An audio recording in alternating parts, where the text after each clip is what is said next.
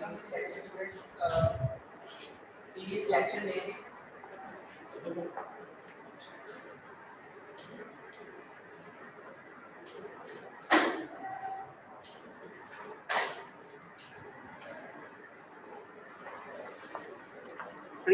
में हमने डिस्कस किया था कि अगर हम एक प्रोसेस जो है वो एक चाइल्ड क्रिएट करना चाहता है तो how we can create a child.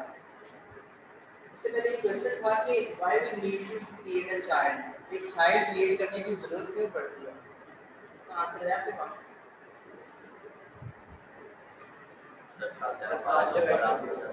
छोटे-छोटे प्रोसेस में डिवाइड हो गए।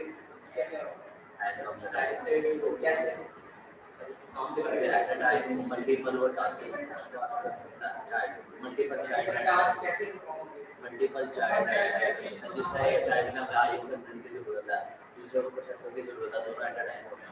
तो ये बेसिकली ये था कि अगर for example in case if we have only one CPU, ठीक है,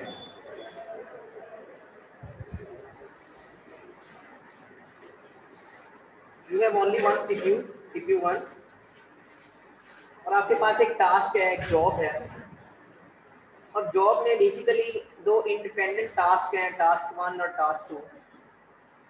और टास्क 1 जो है वो फर्दर डिवाइड है, इसमें कुछ सीपीयू करना है, सीपीयू प्रोसेसिंग करनी है, फिर इसमें आईओ यूज करनी है, और इसमें कुछ आईओ करनी है, फिर इसमें सीपीयू यूज करना है। तो फॉर एग्जांपल टास्क 1 जो है वो 100 नैनोसेकंड ले रहा है और सीपीयू उसने 50 नैनोसेकंड यूज करना है और 50 नैनोसेकंड उसने आईओ के लिए, और टास्क 2 जो है वो भी 100 नैनोसेकंड रिक्वायर्ड है उसके लिए। 50 नैनोसेकंड हमने आईओ करनी है और 50 नैनोसेकंड जो है हमने सीपीयू यूज करना है, तो टोटल हमें 200 नैनोसेकंड रिक्वायर्ड है। इन केस अगर हम चाइल्ड क्रिएट नहीं करते, एक ही प्रोसेस है ये, तो इसकी सीरियल एग्जीक्यूशन होगी। स्टार्ट में ये सीपीयू यूज करेगा, फिर ये आईओ करेगा 50 सेकंड के लिए।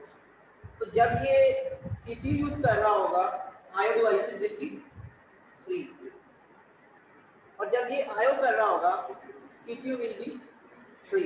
ओके, तो जो आपके रिसोर्सेज हैं, हार्डवेयर रिसोर्सेज हैं, वो एफिशिएंटली यूटिलाइज नहीं हो रहे, तो हमारा जो ऑब्जेक्टिव था वो अचीव नहीं हो रहा। तो हम कहते हैं कि हम एक चाइल्ड क्रिएट करते हैं। चाइल्ड कैसे क्रिएट करते हैं वो भी हम देखते हैं, लेकिन जब हम चाइल्ड क्रिएट कर लेते हैं उसका ऑब्जेक्टिव ये है कि टास्क 1 और टास्क 2 2000 इंडिपेंडेंट टास्क, चाहे टास्क 2 पहले चले चाहे टास्क 1 बाद में चले, कोई डिपेंडेंसी नहीं है उनकी, ठीक है। इसमें कोई चीज़ प्रोड्यूस करनी है तो जो उसकी इनपुट बनेगी, जैसे पाइपलाइन में भी चीज़ अगर आपने डिज़ाइन करनी है, ठीक है, इम्प्लीमेंट करनी है, ठीक है। अगर आप होंडा की बात करें, होंडा बाइक्स की बात करें, उसमें स्टेजेस होती हैं। पहली स्टेज पे इंजन होगा, इंजन को हमने एक बॉडी पे जो है उसको वाइंड अप करना है, उसके बाद उसके ऊपर दूसरे कवर्स वगैरह लगा के फिर इलेक्ट्रिक जो उससे रिलेटेड काम है वो करके एट दी एंड हमने प्रोडक्ट बाहर निकालना है। तो वो है इंडिपेंडेंट काम, ठीक है। जब तक पहला काम नहीं होगा दूसरा नहीं होगा। ये दोनों टास्क जो है ये इंडिपेंडेंट टास्क है। If you have independent task, चाहे ये पहले चल जाए चाहे ये पहले चल जाए, डजंट मैटर, ओके। तो अगर हम चाइल्ड क्रिएट कर लेते हैं उससे क्या होगा कि हम जो पेरेंट प्रोसेस होगा वो ये वाला टास्क एग्जीक्यूट करेगा और जो चाइल्ड प्रोसेस होगा वो ये वाला टास्क एग्जीक्यूट करेगा, ओके। तो दोनों टास्क जो हैं वो जब पेरेंट प्रोसेस अलग एग्जीक्यूट करेगा, चाइल्ड प्रोसेस अलग एग्जीक्यूट करेगा, सब फायदा ये, इसका फायदा क्या होगा, इसका फायदा ये होगा जब प्रोसेस पी पेरेंट प्रोसेस जब सीपीयू यूज कर रहा होगा तो चाइल्ड प्रोसेस जो है वो आईओ कर रहा होगा, और जब पेरेंट प्रोसेस जो है वो आईओ कर रहा होगा, सीपीयू फ्री होगा, तो CPU can be utilized by child process. तो इससे कितना टाइम लगेगा, 100 नैनोसेकंड। क्यों? 50 में जब ये वाला काम हो रहा होगा उसी पैरेलल में आपका ये वाला काम भी हो चुका होगा, तो इसको बेसिकली दोनों टास्क को टोटल टाइम लगेगा 50 नैनोसेकंड। 50 इसके लिए 50 इसके लिए, दोनों काम पैरेलल हो रहे हैं, तो टोटल ओवरऑल टाइम जो है 50 नैनो सेकंड लगेगा। इस तरह से ये वाला जो टास्क है और ये वाला जो टास्क है ये भी पैरेलल किए जा सकते हैं, इसको भी 50 नैनो सेकंड लगेंगे, तो टोटल जो है आपको टाइम लगेगा 100 नैनो सेकंड। तो कितना टाइम हमने सेव किया, 100 नैनो सेकंड टाइम सेव कर दिया, 50% हमने सेविंग कर दी। हम बेसिकली हमने अचीव क्या किया, हमने आईओ लेटेंसी को मिनिमाइज किया। जब सीपीयू यूज हो रहा था उसके बाद हमने आईओ करनी थी, तो आईओ में जो टाइम लग रहा था वो बेसिकली हम सेव कर रहे हैं। अब वो टाइम नहीं लग रहा, वो टाइम सेव हो रहा है, ठीक है। और सीपीयू भी मैक्सिमम यूटिलाइज हो रहा है, सीपीयू फ्री नहीं है। जैसे उसने ये वाला टास्क कंप्लीट किया, वो रिलीज हुआ, हमने वो सीपीयू जो है वो दूसरे प्रोसेस को असाइन कर दिया, ओके। तो इस तरह से हम अपने रिसोर्सेज को एफिशिएंटली मैक्सिमम यूटिलाइज करके हम ये कर सकते हैं कि हम अपने सिस्टम को ओवरऑल एफिशिएंट बना सकते हैं। हमारी प्रोसेसिंग भी फास्टली होगी, जल्दी होगी। दोनों प्रोसेसेस जो टास्क 1 टास्क 2 200 नैनो सेकंड में एग्जीक्यूट होने थे, वो 100 नैनो सेकंड में एग्जीक्यूट हो जाता है। तो that is why we need to create child. तो चाइल्ड को क्रिएट करने की जो मोटिवेशन है वो सामने आ गई, इससे हमारा जो सिस्टम है ओवरऑल एफिशिएंटली वर्क करता है। That is why we need to create child, okay. अब हम जब चाइल्ड क्रिएट करते हैं तो होता क्या है,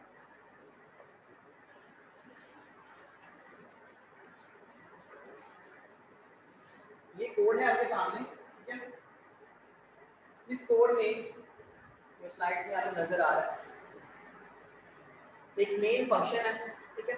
उसमें एक वेरिएबल हमने डिक्लेयर किया पीआईडी के नाम से, fork system call. Fork system call यहाँ पे कॉल कर रहे हैं। फॉर्क सिस्टम कॉल जो है ये हेडर फाइल है unistd.h। अगर आपने इसको यूज करना है, you need to include unistd library, ठीक है। इसको इंक्लूड करना पड़ेगा हेडर में। फॉर्क सिस्टम कॉल क्या आती है, लास्ट में मैंने आपको बताया था व्हाट इज सिस्टम कॉल। बस सिस्टम कॉल क्या आपको, व्हाट इज सिस्टम कॉल। आप लोग कोई छठा सातवां लेक्चर होने जा रहा है आज, तो आप लोग जो है वो स्टार्ट नहीं किया अभी आपने ना, ऑपरेटिंग सिस्टम पढ़ना स्टार्ट नहीं किया, ठीक है। और आपको एकदम से लगेगा जब आप 10 या 12 लेक्चर तक पहुँचेंगे, आपको एकदम से लगेगा कि हमारा हाफ कोर्स जो है वो कवर अप हो गया, ठीक है। तो फिर आपके लिए सारी चीज़ें कवर करना बड़ा मुश्किल हो जाएगा और आप फेल हो जाएंगे। इस कोर्स में लोग फेल होते हैं, ठीक है। तो ये कोर्स जो है ये ऐसा कोर्स है जिसमें लोग फेल होते हैं और फेल होना भी चाहिए ताकि उनकी लर्निंग अच्छी हो। हमारे टीचर थे वो कहते थे कि अगर आप if you want to learn good enough, so you should actually read the course twice, at least twice, okay। तो 2 दफा कोर्स पढ़ने का आपकी लर्निंग ज़्यादा होगा, क्योंकि टाइम है ना, अगर टाइम अभी वेस्ट करते जाएंगे आप टाइम, तो ऑफ कोर्स वो टाइम कभी ना कभी आपको दोबारा से लगाना पड़ सकता है। तो सिस्टम कॉल इसके ऊपर मैंने आपको असाइनमेंट भी दी थी, लेकिन असाइनमेंट लोगों ने मुझे हमारी हार्ड कॉपी में और अपने सर पेपर दे दिए मुझे और सर ये असाइनमेंट है। तो वो जो ऑब्जेक्टिव है असाइनमेंट का वो ये था कि आप चीज़ें लर्न करें। अब मैंने पूछा सिस्टम कॉल क्या है, सिस्टम कॉल मैंने क्लास में एक्सप्लेन बताया व्हाट इज सिस्टम कॉल। ये सिस्टम कॉल क्या आती है, it is a service request. क्या आती है, it is a service. You अगर फॉर एग्जांपल आपने कार वॉश करवानी है, उसकी सर्विसेज कहाँ पे है, नियर बाय कोई पेट्रोल पंप है, उसके साथ ही एक छोटी सी शॉप है, वो सर्विस प्रोवाइड कर रहा है। किस चीज़ की सर्विस प्रोवाइड कर रहा है, वो कार को वॉश करने की सर्विस प्रोवाइड कर रहा है। तो दे आर सर्विस प्रोवाइडर, तो हम उनसे सर्विस लेते हैं, ठीक है। तो जब हम सर्विस मांगते हैं उससे, हम उनको पे भी करते हैं और इन रिस्पांस को हमें सर्विस जो है वो कार वॉश करके देते हैं। तो एग्जैक्टली ऑपरेटिंग सिस्टम जो है वो सेट ऑफ सर्विसेज प्रोवाइड कर रहा है, ठीक है। फॉर एग्जांपल कौन सी सर्विस प्रोवाइड कर रहा है, फॉर एग्जांपल वो प्रिंट की सर्विस प्रोवाइड कर रहा है। There is a print function, ठीक है, और उसको हम कुछ भी देते हैं। फॉर एग्जांपल मैं उसको कहता हूं कि ये स्ट्रिंग है हेलो वर्ल्ड, ये आपने प्रिंट करनी है, ठीक है। तो ऑपरेटिंग सिस्टम जो है वो प्रिंट की सर्विस प्रोवाइड कर रहा है और प्रिंट की सर्विस करती क्या है, ऑपरेटिंग सिस्टम जो है वो कंसोल के ऊपर जो भी स्ट्रिंग आप एज ए आर्गुमेंट पास करेंगे वो कंसोल के ऊपर शो करवाएगा टर्मिनल के ऊपर। ओके, अब सी का प्रोग्राम जो है इससे प्रिंट की सर्विस कैसे लेता है। सी का प्रोग्राम जो है वो उसके सिंटेक्स है प्रिंटफ, वो लिखता है हेलो वर्ल्ड। तो हेलो वर्ल्ड बैकएंड के ऊपर जो ये हेलो प्रिंटफ जो है ये एप्लीकेशन प्रोग्राम की एक स्टेटमेंट है। ओके, एप्लीकेशन प्रोग्राम ने जब कॉल की, ठीक है, उसने बैकएंड के ऊपर बेसिकली जब कंपाइलर इस कोड को कंपाइल करेगा तो इस कोड को इससे रिप्लेस कर देगा इस लाइन से, ठीक है। तो इस लाइन से रिप्लेस कर देगा, जब ये कोड एग्जीक्यूट हो रहा होगा तो ऑपरेटिंग सिस्टम नॉज के इसके साथ क्या करना है, ये किस चीज़ की सर्विस है। ओके, अगर हम बात करें C++ की, उसमें होता है सी आउट, उसमें भी इस तरह से हम हेलो वर्ड लिख सकते हैं, ठीक है। सो थिंग इज कि इसके अगेंस्ट भी जब कंपाइलर कंपाइल कर रहा होगा C++ का तो यही वाली सर्विस यूज करेगा। तो सर्विस एक है, ठीक है, कॉली डिफरेंट है और वो अपनी लैंग्वेज में अपने अपने जो भी इनको लैंग्वेज आती है उसमें वो कन्वे कर रहे होते हैं, लेकिन सर्विस एक ही लेना चाह रहे होते हैं, ठीक है। मतलब आप जाते हो उस शॉप पे, आप इंग्लिश में भी बात कर सकते हो, आप उर्दू में बात कर सकते हो, आप पंजाबी में बात कर सकते हो। तो 3 डिफरेंट तरह के लोग जो डिफरेंट लैंग्वेजेस बोल रहे हैं और वो एक ही चीज़ कह रहे हैं कि गिव मी सम बॉटल ड्रिंक, ठीक है। तो वो आपको वही चीज़ दे रहा है, इन रिस्पॉन्स वही दे रहा है, आपको सर्विस को ही प्रोवाइड कर रहा है, लेकिन लैंग्वेज डिफरेंट है। एग्जैक्टली इसी तरह से हमारे पास जो ऑपरेटिंग सिस्टम है उसके वो सेट ऑफ सर्विसेज प्रोवाइड करता है, ठीक है। सो ऑपरेट जो सिस्टम कॉल क्या है, system call is a service request made by application program to the operating system. System call is a service request made by application program to the operating system, ठीक है।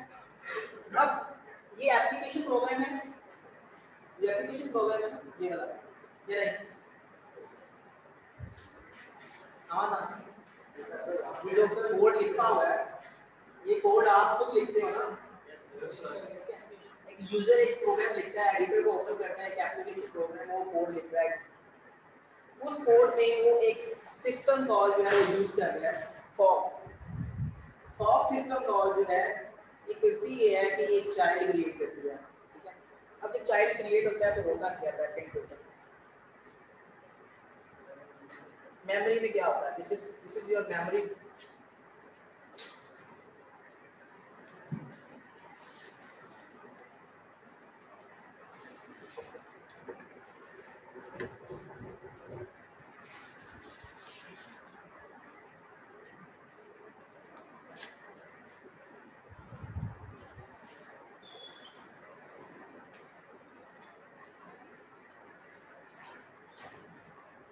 Structure क्या होता है, एक programme का, एक प्रोसेस का जब मेमोरी में लोड होता है क्या स्ट्रक्चर होता है, नहीं पता। जब एक प्रोग्राम मेमोरी में लोड होता है उसका स्ट्रक्चर क्या होता है, उसके 4 सेक्शंस होते हैं। फॉर एग्जांपल पेरेंट प्रोसेस है, ये पेरेंट प्रोसेस है, इसके 4 सेक्शन होते हैं, ये मेमोरी में कहीं पे लोड है, उसमें 4 सेक्शन, इसके कोड सेक्शन है, डेटा सेक्शन है, स्टैक है और हीप है। सर कैमरा थोड़ा सा पीछे कर लेंगे। सेक्शन में आपका जो कोड होता है, जो आपने ये कोड लिखा है, ठीक है, ये एज इट इज ये वाला कोड नहीं होता जो कंपाइलर को कंपाइल कर देता है, एग्जीक्यूटेबल बनती है, मशीन कोड होता है, वो मशीन कोड इसमें कोड सेक्शन में लोड होता है। प्रोग्राम की एग्जीक्यूशन जो है वो मेन से स्टार्ट होती है, पहली इंस्ट्रक्शन मेन, यहाँ से चलेगा प्रोग्राम आपका। फॉक सिस्टम कॉल जब कॉल होगी, जब ये वाली इंस्ट्रक्शन जो है वो एग्जीक्यूट हो जाएगी, इस इंस्ट्रक्शन की एग्जीक्यूशन के बाद होगा क्या, एक चाइल्ड क्रिएट होगा, चाइल्ड प्रोसेस क्रिएट होगा,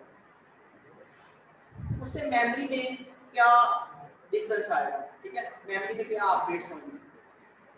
पेरेंट प्रोसेस की एग्जैक्ट डिटो कॉपी, एक कॉपी क्रिएट हो जाएगी मेमोरी में। तो there is a child process, इसका कोड सेक्शन, इसका डेटा सेक्शन, इसका स्टैक, इसका हीप, सारे के सारे कोड की इसकी एग्जैक्ट डिटो कॉपी जो है वो एक यहाँ पे क्रिएट हो जाएगी अलग से।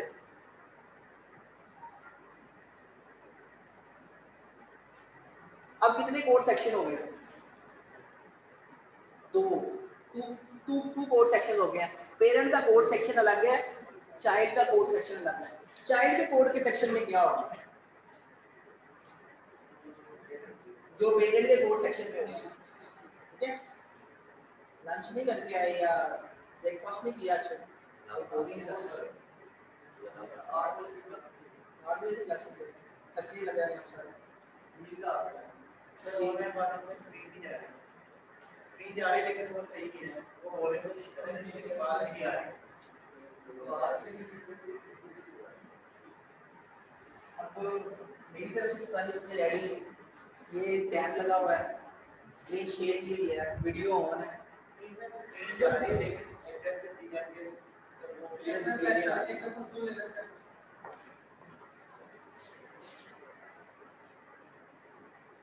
अभी शायद नजर आ रही हो। Excuse me sir. सर थोड़ा सा कैमरा बस पीछे कर लें, बाकी ठीक है स्क्रीन। जी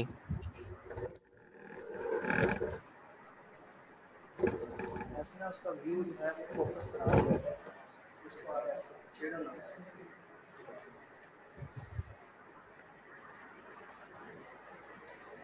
अब आपको ठीक नजर आ रहा है? जी सर, थैंक यू। सो मैं ये बात कर रहा था, जब फॉग सिस्टम कॉल आप अपने एप्लीकेशन प्रोग्राम में कॉल करते हैं, जब ये इंस्ट्रक्शन एग्जीक्यूट हो जाती है, इस इंस्ट्रक्शन के एग्जीक्यूट होने के इफेक्ट्स क्या हैं? इस इंस्ट्रक्शन के एग्जीक्यूट होने के इफेक्ट्स ये हैं कि मेमोरी में पेरेंट प्रोसेस जो होता है उसकी एग्जैक्ट डिटो कॉपी क्रिएट हो जाती है। तो जितना साइज पेरेंट प्रोसेस का होगा उतनी मेमोरी और एलोकेट होगी। ओके, तो अभी इसके ऊपर आते हैं। यहाँ पे पहली एक स्टेटमेंट है, if PID is less than 0। अब ये जो फॉग सिस्टम कॉल है ये कुछ रिटर्न करती है, ठीक है? क्या रिटर्न करती है? ये एक इंटीजर वैल्यू रिटर्न करेगी। वो इंटीजर वैल्यू लेस देन 0 भी हो सकती है, 0 भी हो सकती है और ग्रेटर देन 0 भी हो सकती है, ठीक है? तीन उसके जो है ना वो ऑप्शंस हैं, -1 रिटर्न करेगा या 0 रिटर्न करेगा या कोई भी पॉजिटिव वैल्यू जो है वो रिटर्न कर सकता है, like this.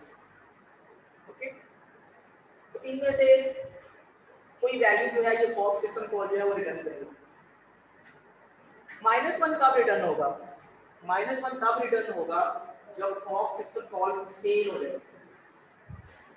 Fog system call कब फेल हो सकती है? कब फेल हो सकती है फॉग सिस्टम कॉल आपके ख्याल में?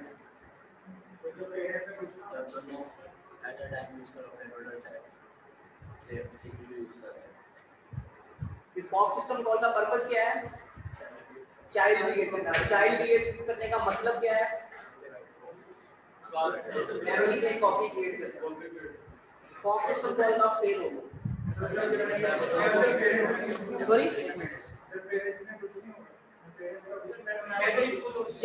जब एग्जैक्ट डिटो कॉपी क्रिएट करनी है तो अगर फॉर एग्जांपल मेमोरी आपके पास जो है वो 2 GB है, ठीक है, और जो पेरेंट प्रोसेस है वो 1.5 GB का है, ओके, पेरेंट प्रोसेस की एग्जैक्ट डिटो कॉपी जब क्रिएट करेंगे तो हमें 1.5 GB मेमोरी और चाहिए, तो टोटल मेमोरी हमें 3 GB चाहिए और मेमोरी कितनी है? 2 GB। तो अगर मेमोरी नहीं है उस केस में फॉग सिस्टम कॉल जो है वो फेल हो जाएगा, ठीक है? तो जब फॉग सिस्टम कॉल फेल होगी तो ये -1 रिटर्न करेगी। तो PID जो वेरिएबल है इसमें क्या आएगा? -1। अब -1 is less than 0, yes, -1 is less than 0, ये कंडीशन ट्रू होगी, ठीक है? फॉग सिस्टम कॉल जो है आ जाएगा फॉग फेल, ओके।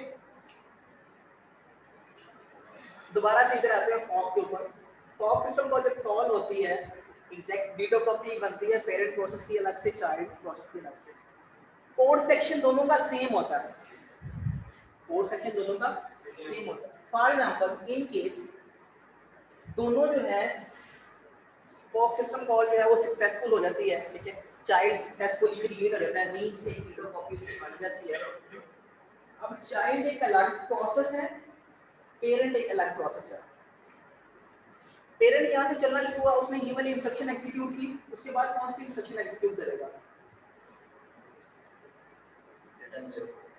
ये वो वाला सवाल होता है, अगर मैं बाद में 2 लाइनें कैच दूं इस तरह से, ठीक है, ये एक लाइन है और एक ये लाइन है, मैं पूछूंगा इन दोनों लाइन में से बड़ी लाइन कौन सी है, आप सोच में पड़ जाएंगे, तो कह देंगे लाइन नंबर जो है 2 जो है वो लाइन नंबर 2 बड़ी है, दैट्स इट।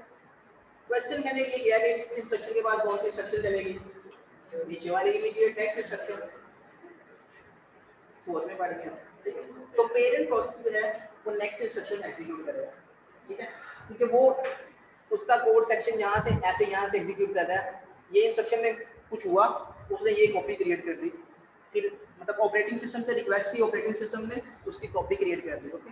अब वो इंस्ट्रक्शन यहाँ से और एग्जीक्यूट हो रही है, सो चाइल्ड प्रोसेस की जो एग्जीक्यूशन है और वो एक प्रोसेस क्रिएट हो गया, उसकी एग्जीक्यूशन कहाँ से स्टार्ट होगी,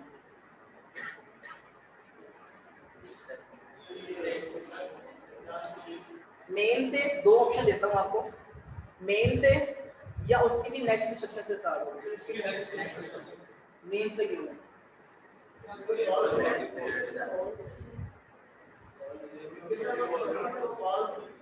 नहीं, यहाँ से अगर आप फॉर एग्जांपल मैं कहता हूँ कि चाइल्ड प्रोसेस क्रिएट हो गया, ओके, पेरेंट आगे उसने तो आगे नहीं जाना, वो तो आगे चला गया, चाइल्ड प्रोसेस की एग्जीक्यूशन यहाँ से क्यों नहीं स्टार्ट हो रही, दोबारा से यहाँ से स्टार्ट होगा चाइल्ड, तो फिर क्या होगा, एक और चाइल्ड क्रिएट हो जाएगा, फिर क्या होगा, नहीं चाइल्ड एक और क्रिएट हो जाएगा, फिर क्या होगा, नहीं अभी नहीं, अभी नहीं, अभी उस पे नहीं आया, अभी पहुंचे नहीं है उस पे। यहाँ पे अगर उसकी एग्जीक्यूशन यहाँ से स्टार्ट कर दी, फॉग ने सिर्फ एक और कॉपी क्रिएट कर दी, मेमोरी है, क्रिएट हो जाएगा, फिर क्या होगा, इन्फिनिटी लूप चल जाएगा। अगर आप चाइल्ड की एग्जीक्यूशन मेन से स्टार्ट करेंगे, वो चाइल्ड क्रिएट करेगा, वो तो आगे चला जाएगा, चाइल्ड का जो चाइल्ड क्रिएट होगा वो फिर यहाँ से स्टार्ट हो जाएगा, फिर यहाँ से स्टार्ट हो जाएगा,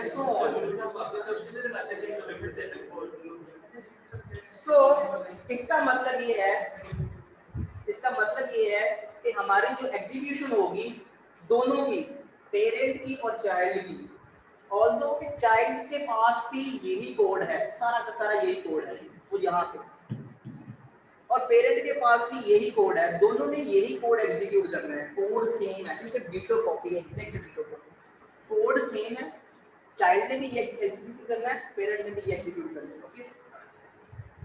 अब इस इंस्ट्रक्शन के बाद जो नेक्स्ट इंस्ट्रक्शन होगी, इस इंस्ट्रक्शन के बाद पॉप द कॉल हो जाएगा एक दफा, जो नेक्स्ट इंस्ट्रक्शन होगी वो 2 दफा एग्जीक्यूट होगी, क्यों, एक दफा वो चाइल्ड कर रहा होगा, एक दफा पेरेंट कर रहा होगा, ठीक है। ये ऐसे ही है जैसे कि यहाँ से एक सिंगल थ्रेड था, फिर 2 थ्रेड बन गए, ये भी इंस्ट्रक्शन को एग्जीक्यूट करेगा और ये भी इस इंस्ट्रक्शन को एग्जीक्यूट करेगा,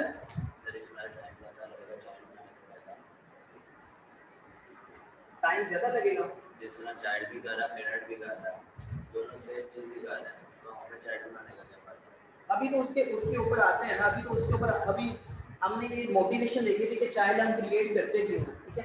अब हम देख रहे हैं कि चाइल्ड जब क्रिएट होता है तो सिस्टम में क्या क्या चेंजेस आती हैं, ठीक है। उसके बाद हम इसके प्रोज एंड कॉन्स देखते हैं कि अगर हम चाइल्ड ना क्रिएट करें फिर क्या फायदा होगा, अगर हम चाइल्ड क्रिएट कर लें तो फिर क्या फायदा होगा, वो भी हम उसके ऊपर बाद में आते हैं। एडवांटेजेस और डिसएडवांटेजेस हमेशा एंड पे दिए जाते हैं, ठीक है। कोई भी किसी भी टॉपिक के ऊपर आप रिसर्च करते हो, उसके जो एडवांटेजेस और डिसएडवांटेजेस हैं वो हमेशा लास्ट पे काउंट होते हैं, पहले उसकी सारी जो समरी होती है, जो मेथोडोलॉजी होती है उसको डिफाइन करते हैं, उसको डिस्क्राइब करते हैं। अभी हम उसकी मेथोडोलॉजी डिस्कस कर रहे हैं।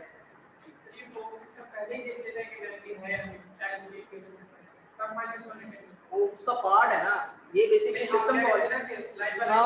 आप बेसिकली इस सिस्टम के ओनर हैं, आपके पास मेमोरी भी है, आपके पास सीपीयू है, सारे कुछ है। मैं आपको कहता हूँ यार मुझे 2 GB रैम चाहिए, मैं आपको रिक्वेस्ट कर रहा हूँ, मैं कहता हूँ फॉक, आप समझ ही जाते हैं कि फॉक का मतलब है कि ये बंदा चाह रहा है कि मैंने मेमोरी क्रिएट करनी है, ठीक है। कितनी मेमोरी क्रिएट करनी है मेरे आईडी से पता चल जाएगा, मेरा आईडी है 123। 123 का मतलब ये है कि आपको पता है कि मैंने 123 को कितनी मेमोरी दी हुई है, 1 GB। तो फॉक का मतलब ये चाह रहा है कि 1 GB और दो मुझे, ठीक है। तो जब मैंने फॉक का तो 1 GB और डिमांड करूँगा आपसे, तो आप देखेंगे मेरे पास मेमोरी है तो एलोकेट कर देंगे, नहीं तो भाई कह देंगे नहीं है, तो फॉक फेल हो जाएगी।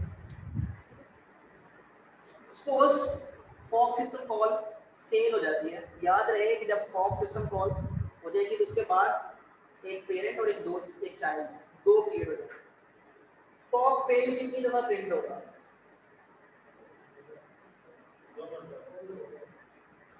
कितने स्टूडेंट्स कहते हैं 2 मरतबा, कितने स्टूडेंट्स कहते हैं 1 मरतबा? 2 मरतबा, 1 मरतबा कहने वाले कितने हैं? 1 2 3 स्टूडेंट, बाकी 2 मरतबा। जब फॉक सिस्टम कॉल फेल हो जाएगी, चाइल्ड क्रिएट होगा। तो जब चाइल्ड क्रिएट ही नहीं होगा तो वो लाइन एग्जीक्यूट करेगा। जब वो लाइन एग्जीक्यूट ही नहीं करेगा, पेरेंट ही एग्जीक्यूट करेगा, तो ये फॉक फेल सिर्फ एक दफा नजर आएगा। लॉजिकली भी एक दफा ही नजर आने चाहिए, तो फॉक चाइल्ड तो क्रिएट ही नहीं हुआ। Okay, in case fork system call successful हो जाती है, उस केस में फॉक सिस्टम कॉल क्या रिटर्न करेगी? फेल के केस में आप क्या रिटर्न करेगी?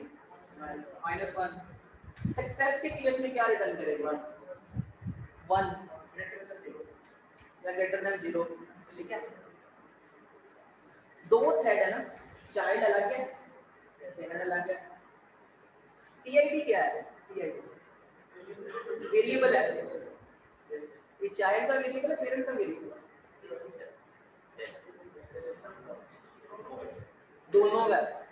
दोनों का वेरिएबल है। वो कैसे? चाइल्ड का कोड सेक्शन जो है उसके अंदर भी यही कोड है, पेरेंट जो चाइल्ड का कोड है उसके अंदर भी यही कोड है, और जो पेरेंट का कोड है उसके अंदर भी यही कोड है। तो दोनों का अलग अलग पीआईडी है, उसका अपना लोकल पीआईडी है, उसका अपना लोकल पीआईडी है। तो सक्सेस के केस में, in case of success, fork system call जो पेरेंट प्रोसेस होगा उसको अलग से कोई नंबर रिटर्न करेगी और चाइल्ड को कोई अलग से नंबर रिटर्न करेगी। तो जो फॉर एग्जांपल ये पेरेंट का कोड है, इसकी एग्जैक्ट डिटो कॉपी जो है इसी कोड की यहाँ पे भी होगी। तो मैं पीआईडी लिख रहा हूँ, यहाँ पे PID is equal to fork. So मैं यहाँ पे लिख देता हूँ PID is equal to fork. ये बेसिकली ये पेरेंट का कोड है, ये चाइल्ड का कोड है। एग्जैक्ट डिटो कॉपी समझने की इसकी इधर भी पड़ी हुई है, इधर भी पड़ी हुई है। जब फॉक सिस्टम कॉल इससे कॉल होगी, इमीडिएट यहाँ पे भी एक थ्रेड होगा, यहाँ पे भी एक थ्रेड होगा, तो दो थ्रेड एग्जीक्यूट होना शुरू होते हैं। उससे पहले पेरेंट के कोड में फॉक सिस्टम कॉल जो है वो हमेशा 0 रिटर्न करेगी। सॉरी, चाइल्ड के कोड में जो फॉक सिस्टम कॉल है वो 0 रिटर्न करेगी। क्या करेगी? 0 रिटर्न करेगी। सक्सेसफुल होगी है। तो जो चाइल्ड का कोड है, यहाँ पे जो कोड है उसके पीआईडी में क्या होगा? 0 रिटर्न होगा, मतलब ये वेरिएबल में 0 रिटर्न होगा। और जो पेरेंट का कोड है उसमें क्या रिटर्न होगा? चाइल्ड का आईडी। ठीक है, और चाइल्ड का आईडी कुछ भी हो सकता है। आईडी जो है वो मैंने आपको बताया था 0 से 2⁻16 -1 के दरमियान हो सकता है, which is equal to almost 16,367।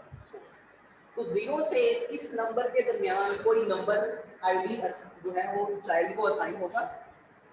वो चाइल्ड प्रोसेस जो उसका आईडी असाइन होगा, पेरेंट प्रोसेस के आईडी में वो वैल्यू आएगी। फॉर एग्जांपल चाइल्ड का जो आईडी है वो है 4137। तो चाइल्ड के कोड में पीआईडी में 0 आएगा, पेरेंट के कोड में कोई पॉजिटिव वैल्यू आएगी, उसमें हमेशा 0 आएगा। फॉक सिस्टम को जब भी करेंगे चाइल्ड के कोड में हमेशा 0 रिटर्न होगा, और पेरेंट के कोड में नॉन नेगेटिव वैल्यू, ठीक है, non zero non negative value, ठीक है, पॉजिटिव वैल्यू रिटर्न होगी। ठीक है, और वो इसके दरमियान होगी। ठीक है, अब आगे चलते हैं।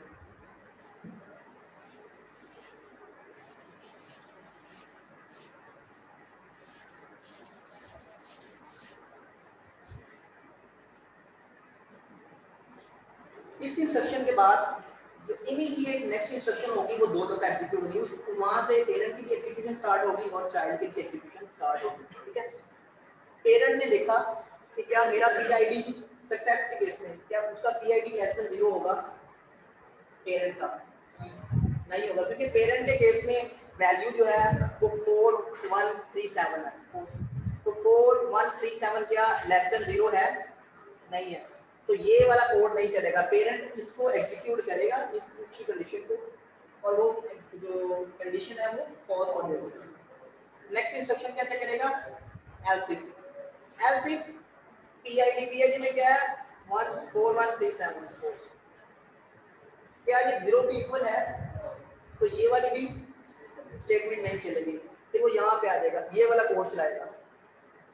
ठीक है, इस कोड में हो क्या रहा है, हम इसको डिस्कस करते हैं लेकर। तो पेरेंट जो है इस तरह से उसकी एग्जीक्यूशन होगी।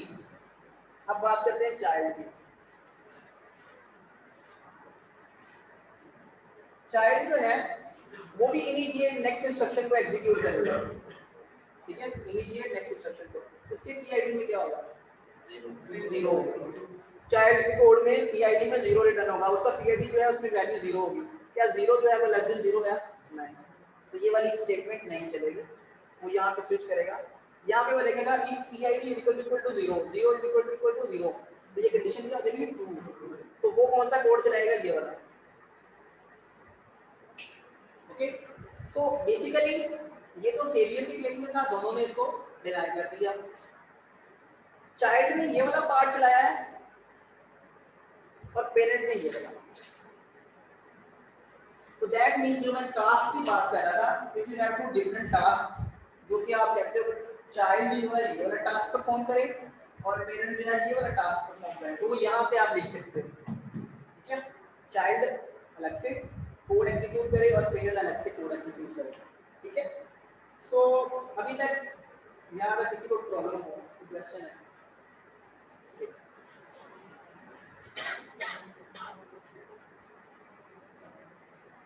फॉर एग्जांपल इस लाइन पे लिखा हुआ है प्रिंट एफ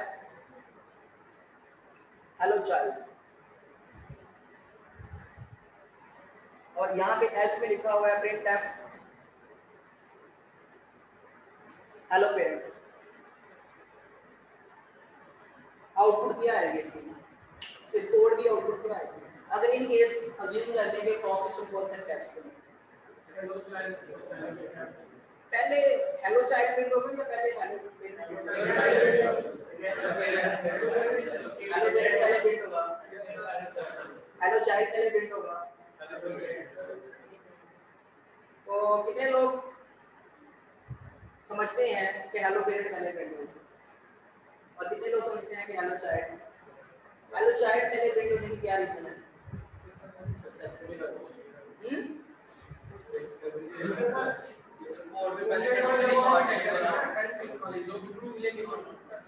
और हेलो पेरेंट पहले प्रिंट होने की क्या रीजन है?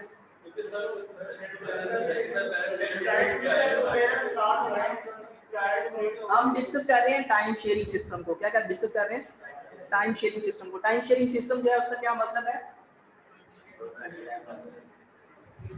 टाइम शेयरिंग का मतलब ये है कि देने का टाइम इंटरवल, उतने टाइम के लिए हम सीपीयू एलोकेट करते हैं, एक फिक्स टाइम है जिसको हम क्वांटम टाइम कहते हैं।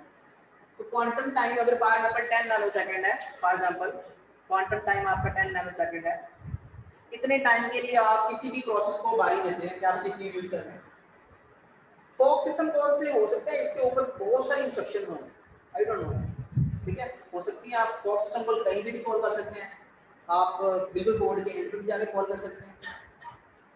फॉर एग्जांपल इस ये प्रोसेस जब स्केड्यूल हुआ, ठीक है, इस प्रोसेस को हमने दिए कितने नैनोसेकंड, 10 नैनोसेकंड, ये एग्जीक्यूट हो रहा था। इसने फॉक सिस्टम कॉल ये इंस्ट्रक्शन एग्जीक्यूट की, अभी इसने ये इंस्ट्रक्शन एग्जीक्यूट नहीं की या ये भी कर ली उसने, सपोज ये कर ली या नहीं की, अभी इधर ही था वो, अभी उसने ये कंडीशन चेक की, उसका टाइम स्लाइस खत्म हो गया। ठीक है, कोई और प्रोसेस जो है वो स्केड्यूल हो गया।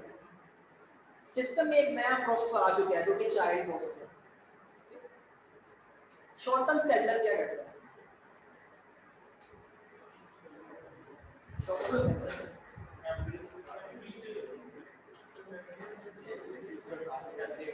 लॉन्ग टर्म स्केड्यूलर क्या करता है? Long term scheduler hard disk के ऊपर एक जॉब पूल होता है।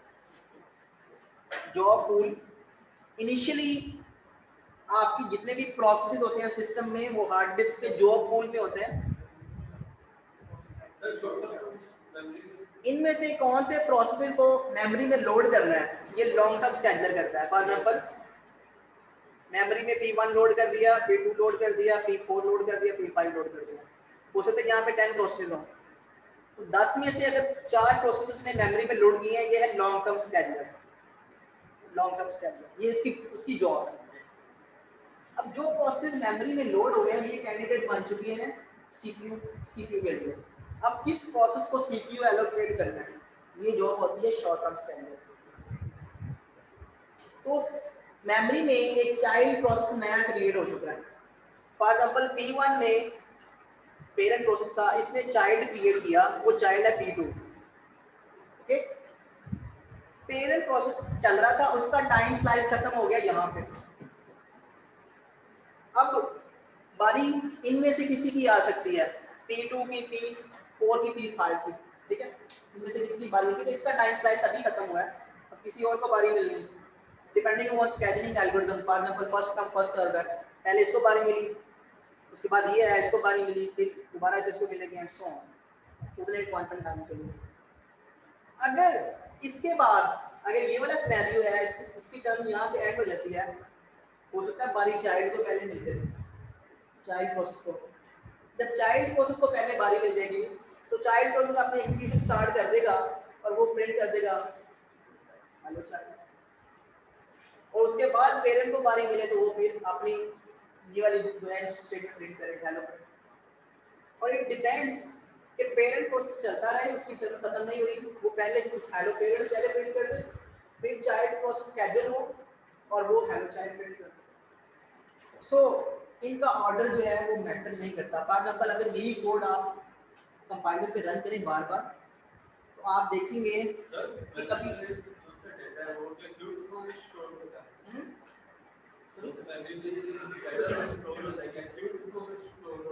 क्यों क्यों का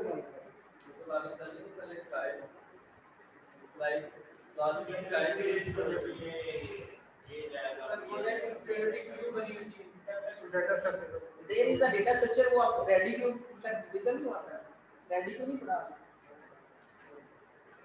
जॉब पूल जो है यहाँ पे कौन सी क्यू होती है, यहाँ पे तो नहीं होती रेडी क्यू, जॉब क्यू है यहाँ पे।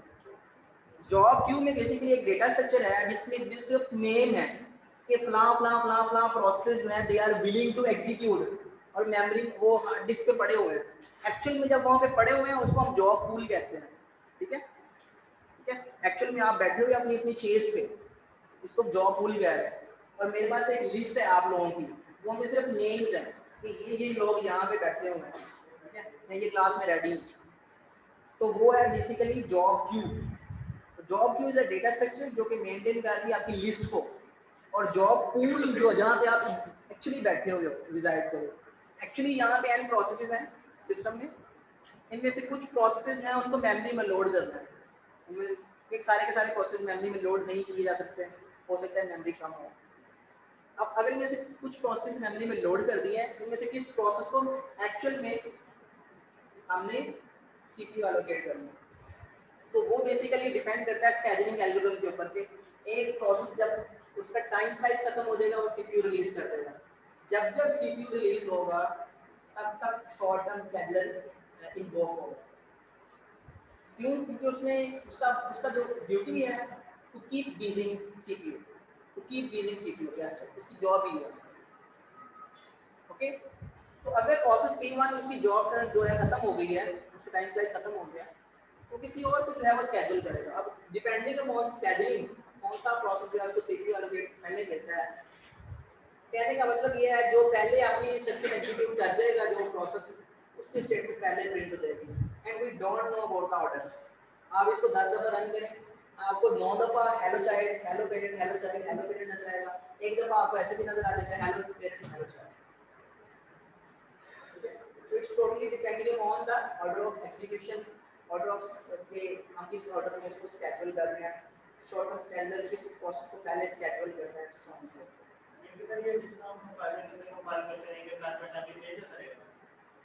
कंपाइलर देखें, कंपाइल करने से कोड चेंज नहीं होना है, इसकी एग्जीक्यूशन डिफरेंट हो सकती है। फॉर एग्जांपल इस प्रोसेस ने इतना अपना कोड एग्जीक्यूट किया था, उसका टाइम स्लाइस खत्म हो गया, ठीक है, उसके बाद चाइल्ड प्रोसेस आया, उसने यहाँ से अपनी एग्जीक्यूशन स्टार्ट की, उसने ये लाइन प्रिंट कर दी और वो एग्जीक्यूट कर दिया। कई दफा ऐसा होगा, इट माइट पॉसिबल कि आपको सिर्फ हेलो पेरेंट नजर आए, ऐसा क्यों हो सकता नहीं? चाइल्ड फेल नहीं हुआ, फॉक सिस्टम को सक्सेसफुल है। अभी जो बात कर रहे हैं वो सिर्फ सक्सेस की बात कर रहे हैं, चाइल्ड सक्सेसफुली क्रिएट हुआ, पेरेंट हेलो पेरेंट प्रिंट किया, हेलो चाइल्ड प्रिंट नहीं हुआ, बारी उसकी आनी है। सीपीयू रिलीज तो होगा कितनी देर में?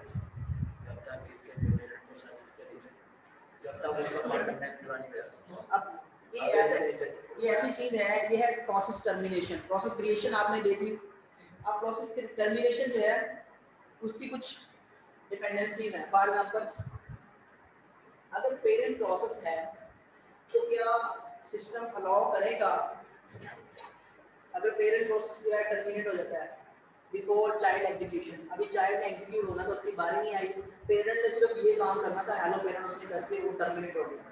अब सिस्टम जो है वो देखता है कि क्या वो अलाउ करेगा चाइल्ड को अलोन एग्जिस्ट करते हुए, ठीक है। अब सिस्टम जो है या तो उसको अलाउ कर सकता है या उसको अलाउ नहीं कर सकता, ठीक है। अगर तो प्रोसेस जो है ऑपरेटिंग सिस्टम अलाउ नहीं करता, वो क्या करता है, वो कास्केडेड टर्मिनेट करता है। क्या कहता है? कास्केडेड टर्मिनेशन, एक वर्ड होता है कास्केडेड।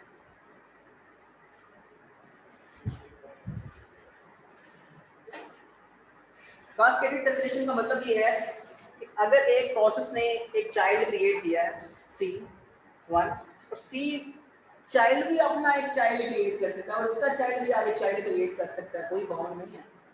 इसने एक चाइल्ड क्रिएट किया C2, अगर पेरेंट प्रोसेस टर्मिनेट हो गया इसकी एग्जीक्यूशन से पहले, चाइल्ड की एग्जीक्यूशन से पहले ये टर्मिनेट हो गया, तो ऑपरेटिंग सिस्टम कहेगा कि ये जो प्रोसेस है, ठीक है, ये इसको भी टर्मिनेट कर देगा वो फोर्सफुली। अगर इसने अपना टास्क कंप्लीट नहीं भी किया इसको फोर्सफुली टर्मिनेट करेगा। इसको जब टर्मिनेट करेगा तो इसका जो चाइल्ड होगा अगर उसने भी अपना टास्क कंप्लीट नहीं किया उसको भी फोर्सफुली टर्मिनेट कर देगा। इसको कहते हैं कास्केडेड टर्मिनेशन। तो जब पेरेंट प्रोसेस ने हेलो पेरेंट प्रिंट किया, वो टर्मिनेट हो गया, ऑपरेटिंग सिस्टम देखेगा ये प्रोसेस जो है, ठीक है, उसको कहते हैं ऑर्फन प्रोसेस। ऑपरेटिंग सिस्टम देखेगा ये ऑर्फन प्रोसेस है, इसका कोई पेरेंट नहीं रहा, ठीक है, तो वो इसको टर्मिनेट कर देगा, इसकी एग्जीक्यूशन से पहले ही जरा टर्मिनेट होगा। तो इस चीज को इंश्योर करने के लिए इसका सॉल्यूशन क्या है? अगर आप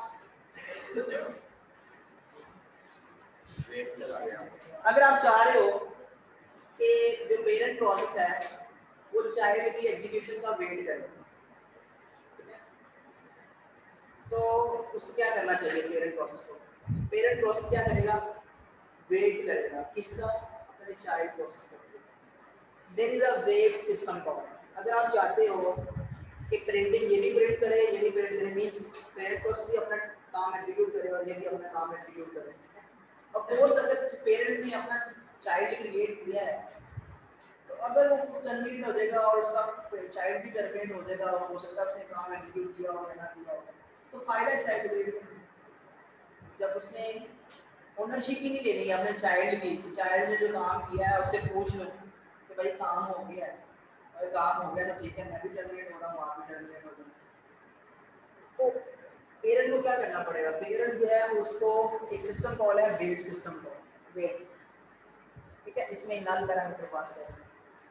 वेट सिस्टम कॉल जो है ये क्या करती है? ये अपने चाइल्ड का वेट करेगा प्रोसेस, जब तक तब तक वेट करेगा जब तक चाइल्ड एग्जिट नहीं करता। चाइल्ड कब एग्जिट करेगा? चाइल्ड हो सकता है नॉर्मल टर्मिनेशन हो, चाइल्ड की हो सकता है अब नॉर्मल टर्मिनेशन हो, मींस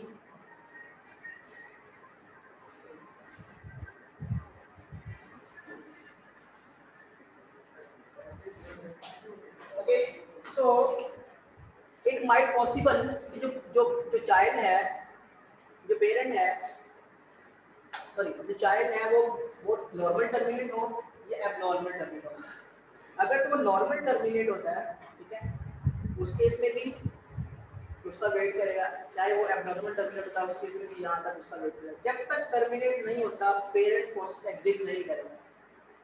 इस केस में आप मुझे ये बताएं, अगर यहाँ पे लिखा हुआ है प्रिंट हेलो चाइल्ड,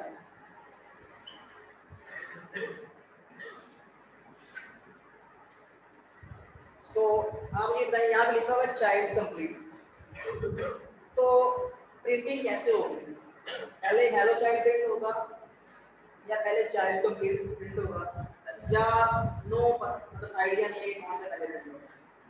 पहले हेलो चाइल्ड वेट करते हैं ना, वेट तो लगी हुई है। आपने कहा कि पॉसिबल भी होगा नॉर्मली कितनी होगा तो चाइल्ड क्रिएट होगा लेकिन वो अपना कंप्लीट करना है टर्मिनेट हो जाएगा।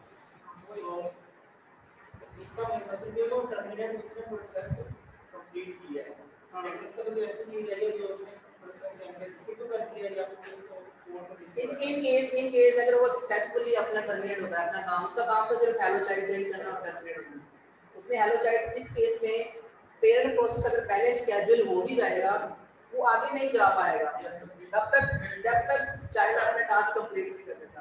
तो इसका मतलब है ये जो चाइल्ड कंप्लीट है, चाइल्ड कंप्लीट बाद में प्रिंट होगा एज कंपेयर्ड हेलो चाइल्ड पहले प्रिंट होगा और चाइल्ड कंप्लीट जो है वो बाद में प्रिंट होगा।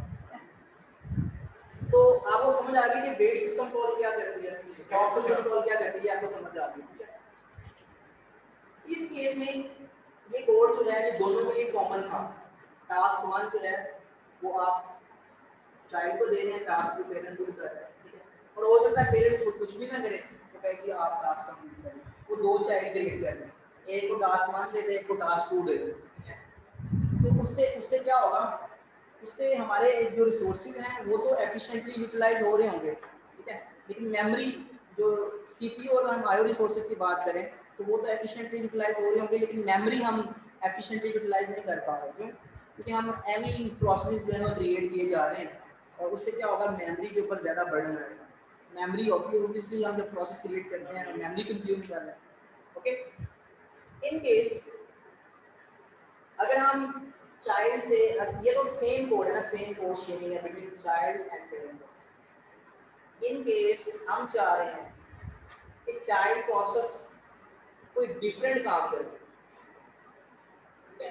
पेरेंट प्रोसेस जो है वो चाइल्ड क्रिएट करते, लेकिन चाइल्ड प्रोसेस जो है वो अपनी मर्जी से कोई भी काम करना चाहता है वो कर ले, ठीक है, कोई डिफरेंट काम करे, ये वाला कोड एग्जीक्यूट ना करे। उससे वो किस तरह से हम करेंगे? There is a system call which is called execlp. execlp एक सिस्टम कॉल है, ठीक है। ये सिस्टम कॉल जो है इसके 3 पैरामीटर्स यहाँ पे पास हो रहे हैं। बेसिकली इसके डिफरेंट वेरिएंट्स हैं, ठीक है। तो वो आपने वेरिएंट्स में है वो डिफरेंट वेरिएंट्स आपने देख के आने हैं, ठीक है। Variants of execlp, next class में आपने वेरिएंट्स ऑफ execlp देख के आए हैं, ठीक है। मींस इसके फैमिली फंक्शंस हैं, variants are family functions.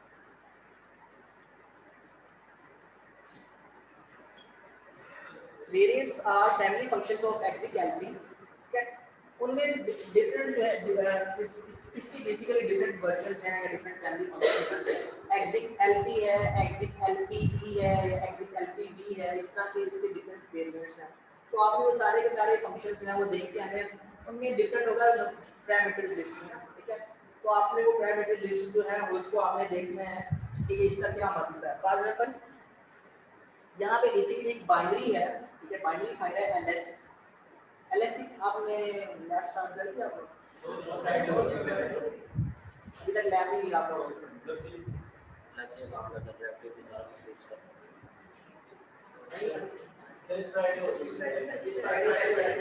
First lab में आपको बेसिकली बताएंगे कि Ubuntu जो है वो किस तरह से इंस्टॉल करते हैं।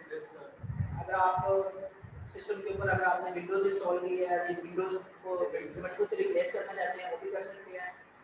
आप इस तरह से भी कर सकते हैं कि वर्चुअल मशीन क्रिएट कर सकते हैं। वर्चुअल बॉक्स सुना होगा आपने नाम, ठीक है, VMware या वर्चुअल बॉक्स। तो विंडोज के ऊपर पहले VMware या वर्चुअल बॉक्स इंस्टॉल करें, वो आपको फैसिलिटेट करेगा कि आप उसके ऊपर Ubuntu की वर्चुअल मशीन क्रिएट कर सकते हैं। ऑब्वियसली वो स्लोअर होगी as compare to actual system, क्योंकि बेयर मेटल के ऊपर हार्डवेयर के ऊपर डायरेक्टली ऑपरेटिंग सिस्टम रन होना और ऑपरेटिंग सिस्टम के ऊपर विंडोज इंस्टॉल होके फिर VMware इंस्टॉल होके फिर उसके ऊपर OS इंस्टॉल होना, काफ़ी इसमें डिफरेंस है। ठीक है, सो वर्चुअल एनवायरनमेंट अगर आपके पास रैम अच्छी है 8 GB है कम से कम आपके पास रैम, तो आपका वर्चुअल सिस्टम भी अच्छा चलेगा। ठीक है, उस केस में आपको विंडोज को रिप्लेस नहीं करने की जरूरत, आप जस्ट VMware करें या वर्चुअल बॉक्स करें और आप वर्चुअल मशीन जो है ubuntu की वो उसके ऊपर रन करें। ठीक है, सो जब आप वो कर लेंगे फिर आपको वो बेसिक कमांड्स बताएंगे, what are the basic commands जो कि आपका जैसा विंडोज पे आप नॉर्मली GUI बेस है ग्राफिकल यूजर इंटरफेस, वो आप ड्रैग एंड ड्रॉप और टिक-टॉक करते हैं इस तरह से, लेकिन ubuntu में वो बेसिकली आपको GUI भी प्रोवाइड करता है, लेकिन वो GUI इतनी अच्छी नहीं जितना विंडोज प्रोवाइड करता है। उसमें नॉर्मली आप काम करते हो कमांड लाइन से। ठीक है, तो अगर आपने ऑपरेटिंग सिस्टम के साथ इंटरेक्ट करना है तो you actually have two modes, graphical user interface GUI, या फिर आप कमांड लाइन से करते हो command line interface. Command line interface या तीसरा मोड भी है जिसको हम टच कहते हैं, टच स्क्रीन। ठीक है, उससे भी आप कर सकते हैं। तो ग्राफिकल और कमांड लाइन ये दो फेमस मोड्स हैं जिससे आप ऑपरेटिंग सिस्टम का इंटरेक्ट करते हो, ऑपरेटिंग सिस्टम की सर्विसेज को यूज करते हो। विंडोज GUI को फैसिलिटेट करती है और ubuntu जो है कमांड लाइन इंटरफेस। तो कमांड लाइन में आप टर्मिनल ओपन करते हैं, ठीक है, जैसे CMD टर्मिनल है विंडोज में, टर्मिनल ओपन करते हैं या जैसे पावर शेल है वो ओपन करते हैं, आपको एक स्क्रीन नजर आती है, उसके ऊपर आप कमांड्स लिखते हैं। आप फोल्डर क्रिएट करना चाहते हैं तो mkdir एक कमांड होगी और वो आप लिखेंगे, उसके आप फोल्डर का नेम देते हैं, वो फोल्डर क्रिएट हो जाएगा। आप देखना चाहते हैं कि इस फोल्डर में कितनी फाइल्स पड़ी हुई हैं, फोल्डर्स पड़े हुए हैं, ls की कमांड है जिसका मतलब होता है लिस्ट। ठीक है, सो उसमें बेसिकली आपको सारी की सारी फाइल्स भी बता देगा कि ये फाइल्स पड़ी हुई हैं, ये फोल्डर्स पड़े हुए हैं, किस डेट को क्रिएट हुए हैं, इसका साइज क्या है, ब्ला ब्ला ब्ला। ओके, किसी फोल्डर किसी फाइल को आप उसके ऊपर रिस्ट्रिक्शन लगाना चाहते हैं, रीड ओनली बनाना चाहते हैं दूसरों के लिए, आप वो भी बना सकते हैं, परमिशन सेट कर सकते हैं। इस तरह की बहुत सारी कमांड्स हैं, बेसिक कमांड्स 40 to 50 कमांड्स जो कि आपको लर्न करने की ज़रूरत है in order to use ubuntu system. ठीक है, अगर आपने कोई पैकेज डाउनलोड करना है, इंस्टॉल करना है आपने, उसमें ये नहीं है कि आपने XE डाउनलोड किया, उसको क्लिक किया और इंस्टॉल हो गया, उसमें ऐसा नहीं होगा। उसमें अपने कमांड लाइन के थ्रू ही आपने इंस्टॉलेशन करनी होती है। तो वो इंस्टॉलेशन कैसे होंगी, सारी की सारी बेसिक कमांड्स हैं जो कि आपको लैब इंजीनियर्स बताएंगे। जी, जब आपको 30-40 कमांड जब आप 2-3 दफ़ा रन करेंगे ना, आपको फिंगर टिप्स में हो जाएंगी, वो याद हो जाएंगे आपको। आप तो ये कमांड्स की बात करते हैं जब इनिशियली प्रोग्रामर्स जो थे इनिशियली वो मशीन कोड याद करते थे। आपको पता है मशीन कोड 00010 का मतलब ये है, 11100 का मतलब ये है, एंड सो ऑन। मतलब आज तो हम लिख देते हैं ऐड की इंस्ट्रक्शन, ठीक है, उसमें वो ऐड शैड नहीं होता था, उसमें वो डायरेक्टली उनको मशीन कोड याद करना पड़ता। क्यों? क्योंकि उस वक्त कंपाइलर्स एग्जिस्ट नहीं करते थे। ठीक है, तो उनको डायरेक्टली जो है वो कमांड देनी पड़ती थी 0100, उसका मतलब था कि ऐड करना। ठीक है, वो इतनी 16 बिट्स तक भी उनको याद करना पड़ता था, तो इट वाज डिफिकल्ट उस टाइम पे। तो अभी तो ये तो कमांड से कुछ। और दूसरा ये कि अगर आपको इनिशियली एक लेटर याद है, जैसे एल है, एल से अगर आप एलएस बनाना चाहते हैं या कुछ और जितनी भी कमांड्स को टैब प्रेस करेंगे तो आपको आगे ऑप्शन देगा, तो उनमें से आपको पता चल जाएगा अच्छा ये वाली कमांड ये करती है, तो आप उसको यूज करेंगे। सो वो आपको लैब करना बहुत ज़रूरी है। लैब करेंगे तो आप बेसिकली ये code as it is copy करेंगे, एक किसी फाइल में उसका नाम फॉर एग्जाम्पल आप लिखें proc.c, उसमें आपने ये कोड कॉपी किया। अब उसमें फाइल कैसे ओपन होगी? डिफरेंट एडिटर्स हैं, जैसे बिम है या vi है, इसमें आप ऐसे लिखेंगे ना कमांड bim स्पेस proc.c, तो एक एडिटर ओपन हो जाएगा, एक फाइल ओपन हो जाएगी। उस फाइल में आप ये कोड जो है कॉपी पेस्ट कर दें और इसको क्लोज कर दें। ठीक है, इसको क्लोज करने का भी एक तरीका होगा, कॉलन प्रेस करेंगे, ठीक है, डबल कॉलन प्रेस करेंगे, फिर आप क्यू लिखेंगे, फिर आप ये लिखेंगे, इसका मतलब है सेव, W का मतलब सेव, Q का मतलब क्विट कर दो, बंद कर दो फाइल को सेव करके, सेव मोड में, और फाइल सेव हो जाएगी। ठीक है, तो ये बहुत इंटरेस्टिंग होगा आपके लिए कि आप जब इसके साथ इस तरह से जो खेल रहे होंगे। इसकी बहुत स्पीडी है, आपकी फिंगर टिप्स के ऊपर जितना आप काम करना चाहते हैं, काम करने का मज़ा आता है। और दूसरा ये कि कीबोर्ड को एफिशिएंटली आप यूज़ कर सकते हैं, ना कि सिर्फ आप ड्रैग ड्रॉप कर रहे हो। 20 साल भी आप ड्रैग ड्रॉप कर रहे हो और एक बच्चा 2-3 महीने का वो ड्रैग ड्रॉप करना शुरू कर देता है, वो आपसे फास्टली ड्रैग ड्रॉप करना शुरू कर देता है। आप शायद उतनी तेज़ी से प्रोग्राम को एग्जीक्यूट ना कर पाए जितनी तेज़ी से वो एग्जीक्यूट कर रहा होता है, क्योंकि उसका माइंड ब्लैंक स्लेट होता है और उसको चीज़ें लर्न करना उसके लिए बहुत मतलब मायने रखता है। तो ये बेसिकली फैसिलिटेट करता है Ubuntu में कि जब आप कमांड्स लर्न करते हैं तो अगर आपका 20 साल का एक्सपीरियंस है तो 1 ईयर का एक्सपीरियंस का जो बंदा है वो आपको कंप्लीट नहीं कर सकता, उसको एटलीस्ट उतना टाइम देना पड़ेगा, 10 साल लगाने पड़ेंगे उसको। तो this is advantage of this type of operating system over Windows. ठीक है, ओके। सो जब आप ये प्रोग्राम कंपाइल ये सेव कर देंगे फाइल, इस फाइल को अगर आपने रन करना है उसमें आपको बताना पड़ेगा कि मैंने इसको जीसीसी कंपाइलर के थ्रू रन करना है, कंपाइल करना है। तो आप लिखेंगे जीसीसी, ठीक है, proc.c, आगे आप लिखेंगे आउटपुट, ये डैश हो है फ्लैग, आउटपुट फाइल का नाम क्या होगा, आउटपुट। तो ये क्या करेगा, जीसीसी कंपाइलर इस फाइल को कंपाइल करेगा तो इसकी एक आउटपुट फाइल जो है वो जनरेट कर देगा। इसको जब हम रन करेंगे आउटपुट फाइल को ऐसे, ठीक है, जब इसको रन करेंगे तो आपको ये वाली आउटपुट मिलती है।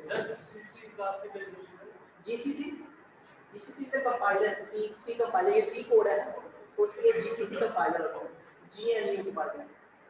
ठीक है,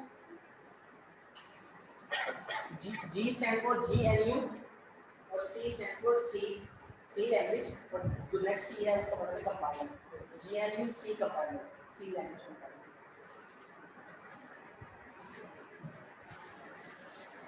तो जब आप इसको कंपाइल करेंगे तो अकॉर्डिंगली आउटपुट आएगा। अब बात ये हो रही थी कि अगर आप चाइल्ड से कोई डिफरेंट काम करवाना चाहते हैं, execlp जो है ये एक सिस्टम कॉल है, ये करती क्या है, ये जो चाइल्ड का पूरा प्रोसेस है ना उसको एक नए प्रोसेस से चेंज कर देती है।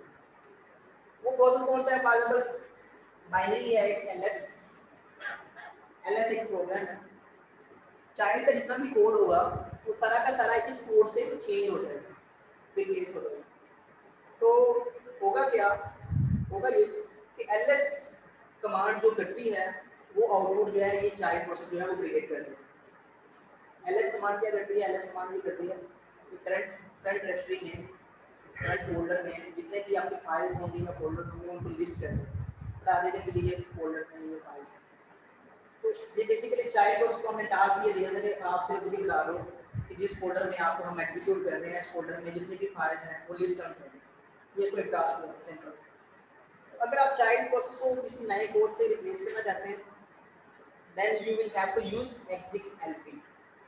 ओके, तो आज हमने 3 डिफरेंट सिस्टम कॉल्स को डिस्कस किया। अब हम इस फेज में आ गए हैं कि आप थोड़ी सी प्रोग्रामिंग स्टार्ट करें। और प्रोग्रामिंग सिर्फ इतनी ही होगी, इतना कोड सिर्फ इतना ही होगा, लेकिन उसकी अंडरस्टैंडिंग आपको होनी चाहिए। बेसिक एग्जीक्यूट फॉर का क्या मतलब है, फॉर जब एग्जीक्यूट होती है तो ब्रैकेट के ऊपर होता है। फॉर एग्जांपल यहाँ पे कोड लिखने जा रहा हूँ मैं,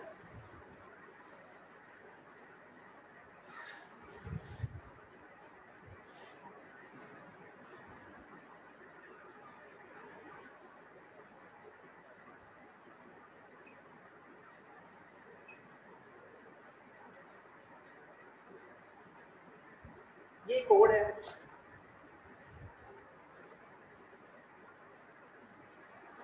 इसमें क्या प्रिंट होगा, हेलो वर्ल्ड 3 दफा, 6 टाइम्स। चले मैं तो कहता हूँ 3 दफा होगा, 3 टाइम्स पहला ऑप्शन है। दूसरा ऑप्शन है फॉर एग्जांपल 6 टाइम्स। तीसरा ऑप्शन है नॉट नाउन, मतलब पता नहीं है कि कितनी दफा प्रिंट होगा, हो जाता 4 दफा, हो जाता 5 दफा, हो जाता 1 दफा 3 दफा हो जाएगा, 6 दफा हो जाए। नॉट नाउन या हो सकता है 8 दफा हो जाए। 6 टाइम्स कितने लोग कहते हैं दूसरा ऑप्शन, सेकंड ऑप्शन। कितने लोग कहते हैं पहला ऑप्शन, फर्स्ट? कोई भी नहीं है। कितने लोग कहते हैं थर्ड ऑप्शन? कितने लोग कहते हैं फोर्थ ऑप्शन? एक स्टूडेंट है। आपका 8 नंबर में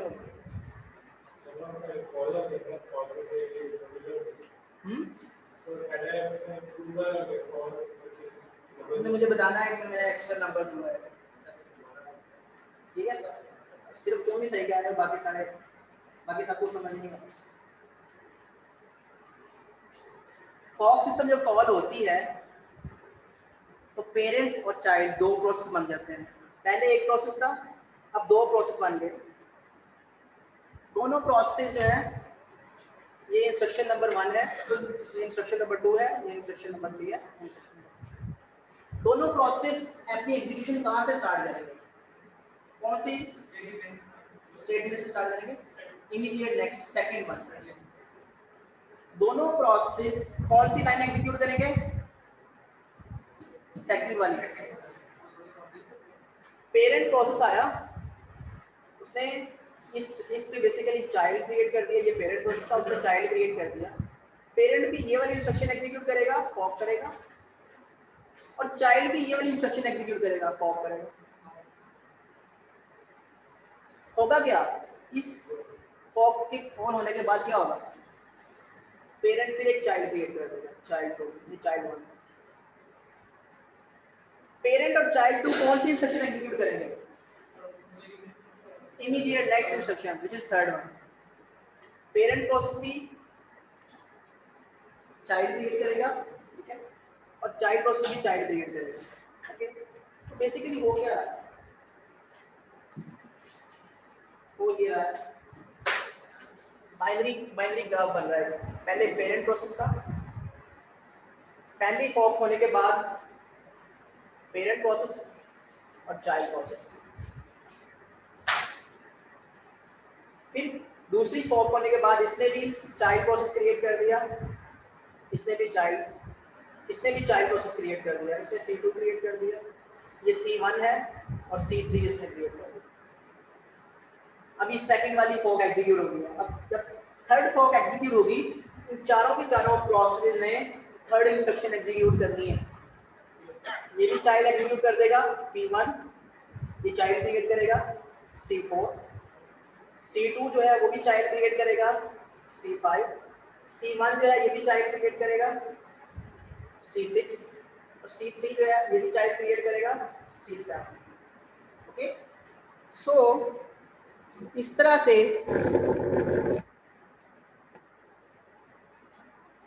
से बेसिकली आपकी जो एग्जीक्यूशन है, ठीक है, वो जब ये वाली इंस्ट्रक्शन एग्जीक्यूट होंगी तो इस तरह से आपकी एग्जीक्यूशन। तो टोटल नंबर ऑफ प्रोसेस कितने? 4 दफा फॉक लिखेंगे, कितने प्रोसेस बनेंगे?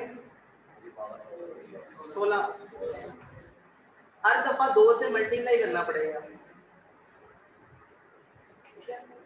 तो सिर्फ एक को समझ आई थी, बाकी किसी को समझ नहीं आई थी कि फॉक सिस्टम कॉल करती है। तो ये बेसिकली पेपर का क्वेश्चन है, तो आपको मैंने दे दिया, बता दिया। अब पेपर में इससे मुश्किल सवाल आएगा। अब आप खुद ही देख लें कोड कितना है और आपके कॉन्सेप्ट्स क्या हैं। ऐसा कोड है जिसका आप आंसर विद इन 30 सेकंड दे सकते हैं, इतना सा कोड है। इतने कोड की क्या अहमियत है आपको खुद ही आइडिया होगा। इतने कोड्स हैं हमारे पास, ओके।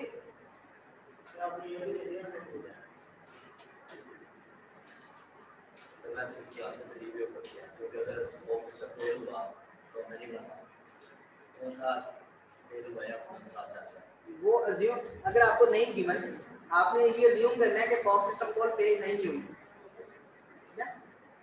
अगर आपको गिवन, अदरवाइज आपको गिवन होगा कि फॉक सिस्टम कॉल फेल भी हो सकती है।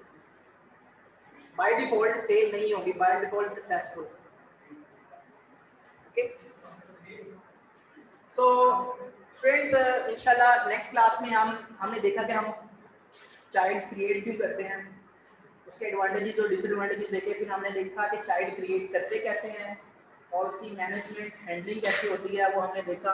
बैकएंड के ऊपर मेमोरी में क्या क्या चीज़ें आती हैं वो भी देखा हमने। 2 दिन सिस्टम कॉल देखें।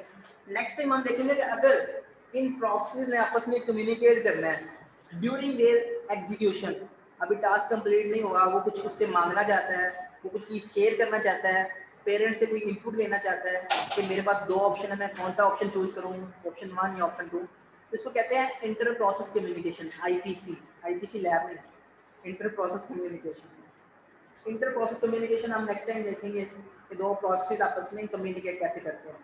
देयर आर वेरियस टेक्निक्स जिससे हम उनकी कम्युनिकेशन करवा सकते हैं, ठीक है, तो वो हम नेक्स्ट क्लास में देखेंगे। तो अभी हम प्रोसेस मैनेजमेंट को ही डिस्कस कर रहे हैं कि प्रोसेस जो है वो क्रिएट कैसे होते हैं, प्रोसेस क्रिएट करने का पर्पस क्या है, उनकी हैंडलिंग कैसे होती है, मैनेजमेंट कैसे होती है। अब हम उनकी कम्युनिकेशन देखेंगे। जब हम कम्युनिकेशन देख लेंगे हमारा प्रोसेस मैनेजमेंट का जो चैप्टर है, जो मॉड्यूल है, वो फिनिश हो जाएगा।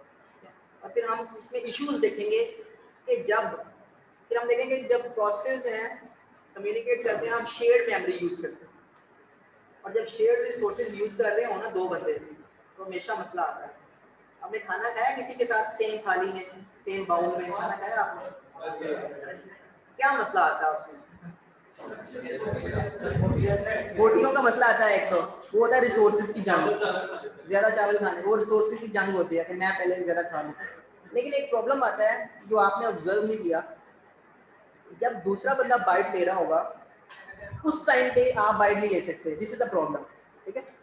मींस कि जब मैं बाइट ले रहा हूँगा तो दूसरा बंदा बाइट नहीं ले सकता, अगर लेगा तो दोनों के हाथ टकरा जाएंगे और फिर जलसा आ जाएगा बाउल में है तो प्लेट बड़ी लगे। तो वो हम देखेंगे इस तरह के इश्यूज जब शेयर्ड मेमोरी के थ्रू हम कम्युनिकेशन करवाएंगे, उसमें जो इश्यूज आएंगे फिर उन इश्यूज को रिजॉल्व करेंगे, ठीक है। सो इंशाल्लाह नेक्स्ट 2 लेक्चर में हम इसको वाइंड अप करेंगे। स्टूडेंट्स आपका भी क्वेश्चन है, ऑनलाइन स्टूडेंट्स को क्लास ले रहे हैं।